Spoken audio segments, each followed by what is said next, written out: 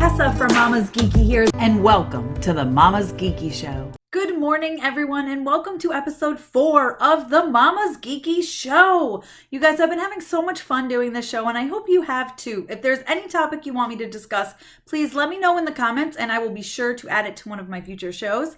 But today, I'm going to talk to you about everything that's new to Netflix and how I've felt about them. I've had a few people ask me for reviews.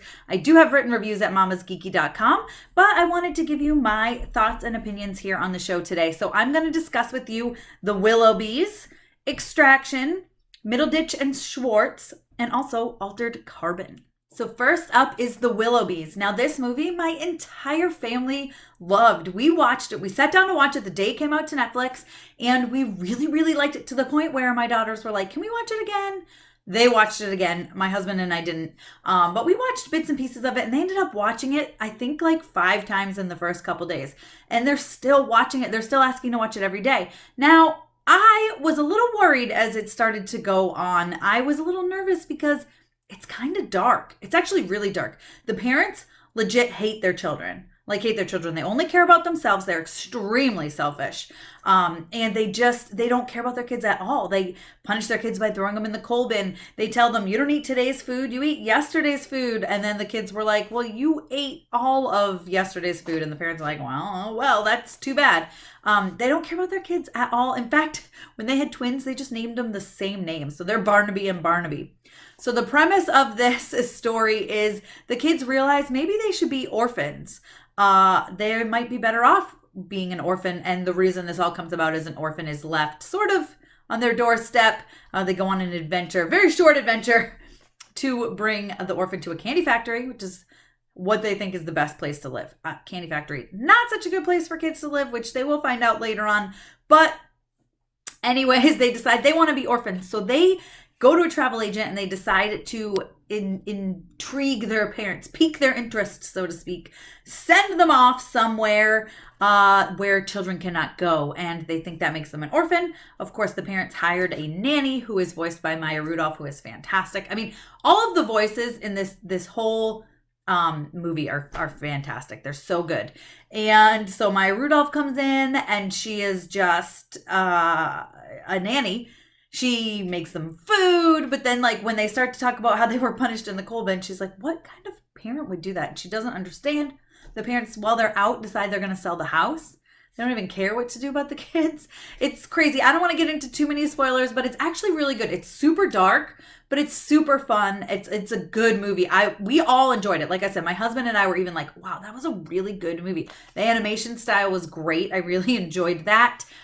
It's a movie. It's definitely worth a watch. If you want to read my full review, go to mamasgeeky.com. But I give it a 4 out of 5. I say watch it. It was really good. Very entertaining. Great movie. Just be a little careful if your kids have some issues.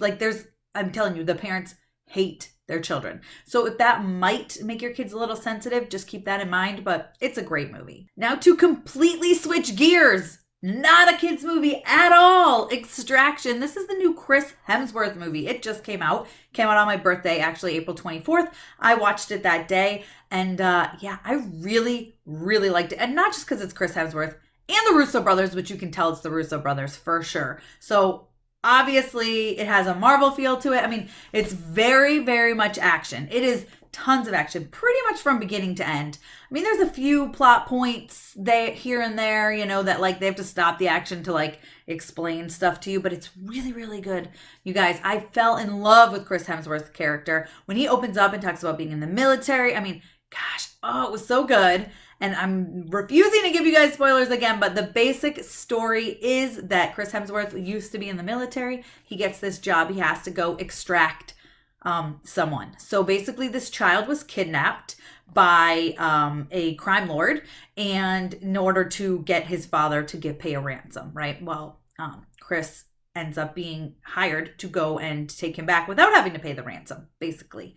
And there's some twists and turns in there. It was pretty predictable. I mean, like he's going to end up growing fond of the kid. And I said this all in my trailer reaction. It was fairly predictable, but there was something that happened towards the end that I did not see coming at all. And I've got to say, I kind of like how it went. I thought it was good. I teared up a little a couple of times. I teared up a little, which says a lot when it's an action movie. David Harbour is in it. He was phenomenal. He was in it very briefly, but he's really good. It was just a really good movie. If you like action, you're going to love this. The action scenes, there's gunfights and knife fights, and it was just really good. Again, if you love action, and it has the feel of a war movie, even though it's not really a war movie, you're going to enjoy it. Especially, Chris Hemsworth, listen, he's not too bad to look at. And again, to completely switch gears one more time, if you are looking for something that is going to make you laugh and laugh and laugh and laugh and laugh, Middleditch and Schwarz is here for you. Listen, I was excited about this because, first of all, I've interviewed Ben Schwartz several times. I interviewed him for Sonic. I interviewed him for something else that eventually I'll tell you guys about. I can't. It's still under embargo. And I love Thomas Middleditch because I loved Silicon Valley. I think he was absolutely perfect in that show. He's great. I didn't know they were like friends for a super long time and they did improv together. I had no idea. So this Middleditch and Schwarz is 3 comedy specials, and they are long form improv, which I love that they are long form improv.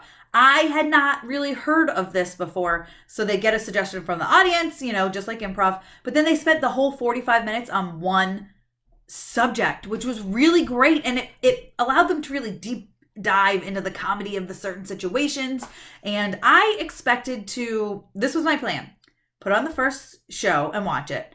And then while I was writing my review, have the second and third one playing. I couldn't stop watching. I sat and I watched for the solid 3 hours, laughing hysterically. It is something I really, really, really needed. Last week was a little depressing, being my birthday, knowing I was going to be stuck home, and to just be able to forget about the world around me and laugh until my stomach hurt because I was laughing so hard, laugh until my cheeks hurt because I was smiling so hard, laugh until I had tears in my eyes because it was so funny. You guys, all I had to say, Short Paul in the first one. If you are not hooked by Short Paul, you are hopeless, because let me tell you, that show is so phenomenal and a must watch. If you want to just laugh and laugh and laugh and laugh, that is for you.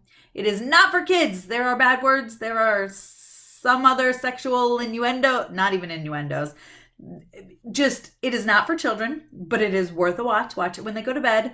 I promise you guys, you're going to love it. It's so funny. It is so funny.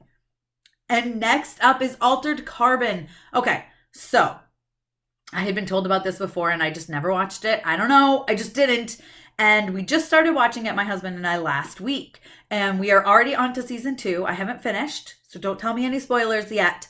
But I love it. Now, it is a little confusing at first. The premise of this show is basically, it is the future, way in the future. And when humans are, I believe they said 1 year old, they get a stack put in the back of their neck. And it's basically like your life, like it's you. So if you die, your sleeve dies, which is your body. They can take this stack and put it in another body.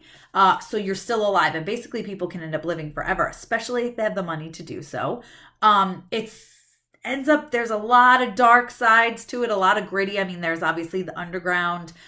There's the people who like to go to a certain club to release a certain energy a certain way, and they might kill a sleeve, and then they will just, buy them a new sleeve. It's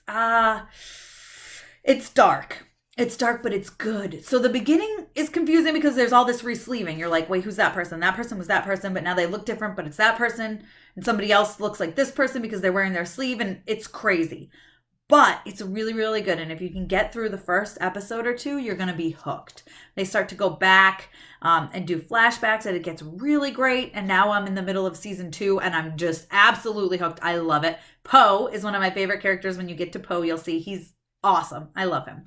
But yes, the whole thing, it's just so good. It's a really, really good show. So, in conclusion, the stuff you should be watching with your family, watch the Willoughbys. Without your family, watch Extraction, Middleditch and Schwarz, and Altered Carbon. All really great. Extraction is a ton of action. Middleditch and Schwarz is going to make you laugh and laugh and laugh until you think you cannot laugh anymore. And Altered Carbon is a drama, crime drama kind of, but with a lot of action too. So there's really something for everyone on Netflix right now, but that's what I'm watching. If you guys have watched any of those, let me know in the comments what you thought about them. I want to know, or if there's anything I haven't mentioned you think I should be watching, let me know. I've got plenty of time to watch everything. And before I go, I just want to touch very briefly on a couple of Marvel movies that have pushed their dates. As you know, a lot of the Disney ones, the MCU, already moved their dates all around. It's crazy. We're not going to have a movie until November. Fingers crossed we get it in November. But now, Venom 2, which is, they did give the title. They released the title. I love Carnage. If you haven't read any Carnage comics, you're missing out. You need to be reading Carnage. I'll put together a roundup of some comics you should read to get to know Carnage, just in case you don't, which you're missing out if you don't. But anyway, that comes out in June of 2021. Now, originally when they announced that, I thought, oh, that's like 3 weeks before Spider-Man 3. And I was really super excited about that. The Spider-Man 3 with Tom Holland. We don't have a title yet. They have said it's going to have home in it, though. I don't know. If you guys have any guesses as to what that could be, let me know in the comments. Maybe we can do a fun contest with that. Yeah, come up with the name for Spider-Man 3. And the winner just might, or the person with what I think is the best one might win something. We'll do that. We'll win something. How about that? But anyway, now they've just moved Spider-Man 3. They just announced this weekend. It's going to be November of 2021. So everything is getting pushed.